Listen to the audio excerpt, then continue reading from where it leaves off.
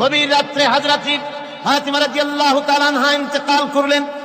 কিছু সংখ্যক সাহাবীদের কাছে খবর দিয়া অল্প সময়ের ভিতরে জানাজার ব্যবস্থা করা হলো। হযরত আবু যর গিফারী রাদিয়াল্লাহু তাআলা আনহু কবরের ভিতরে নেমে গেলেন।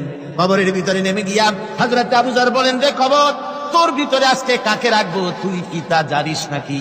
কোনো জবাব আসে না। হযরত আবু যর বলেন, কবর রে, তোর ভিতরে আজকে যাকে রাখবো তিনি হতেছে হযরত ইমাম হাসান হোসেনের মা। বেহেশতের সমস্ত জওয়ানদের সরদার হবেন যারা, সেই দুইজনের মা তোর ভিতরে রাখবো, খবরদার বেয়াদবি করবি না। কোনো জবাব না পেয়ে হযরত আবু যর বলেন, ওগো কবরের মাটি, তোর ভিতরে কাকে রাখবো কি জানিস?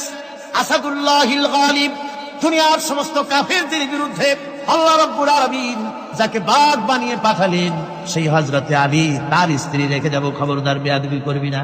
কোনো জবাব আসে না। হযরত আবু যর বলেন, কবরের মাটি, তোর ভিতরে যাকে রাখবো তিনি হলেন খাতুনে জান্নাত, বেহেশতের সমস্ত মহিলাদের সরদারিনী হবেন যে ফাতেমা, তারে রেখে যাব তোর ভিতরে, খবর